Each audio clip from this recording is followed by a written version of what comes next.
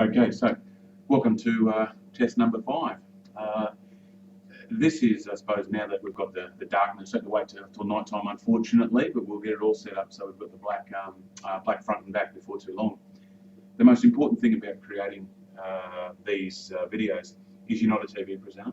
So just like when we were doing them from a PowerPoint, it's not about making mistakes and going again and going again and going again and re-editing. Just talk, you're a teacher. These are here to help kids, to help parents understand the processes and the way that we do things. That's why we're doing them.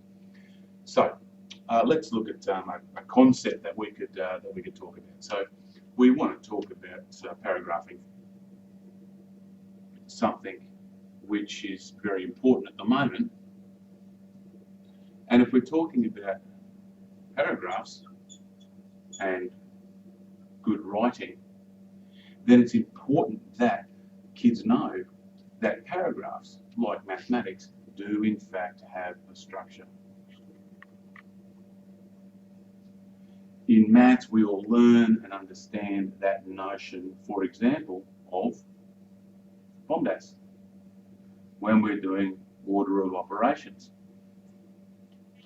But often we don't think about that in terms of English, and so it's important to know that there is a structure. And our structure that we talk about is TEAL. TEAL is a process that allows us to write well, or assists us to write well. The T is our topic sentence. What's this paragraph about? Once we've written our topic sentence, which will be concise, it'll be short, it won't have a whole lot of ideas in it. We then go to our second part. Our second element is to explain or elaborate. So essentially, to provide detail on our topic sentence. The third stage then is to give evidence or example. This may take the form of something like a quotation. It may be factual data.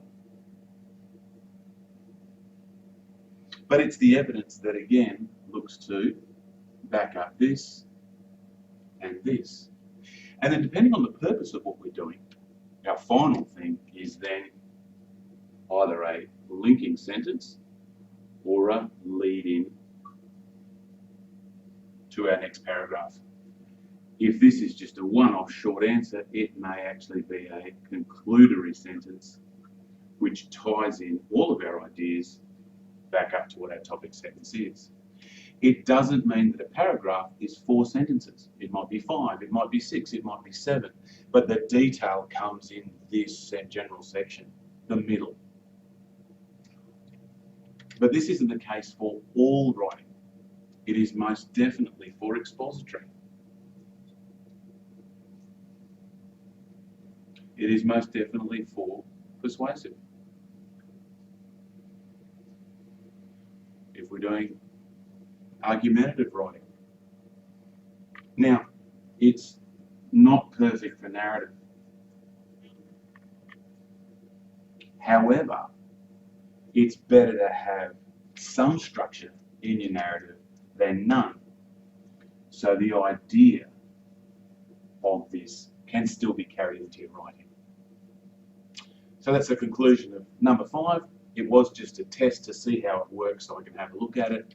And hopefully you'll all jump on board fairly soon and have a crack at creating some of these videos. Thanks.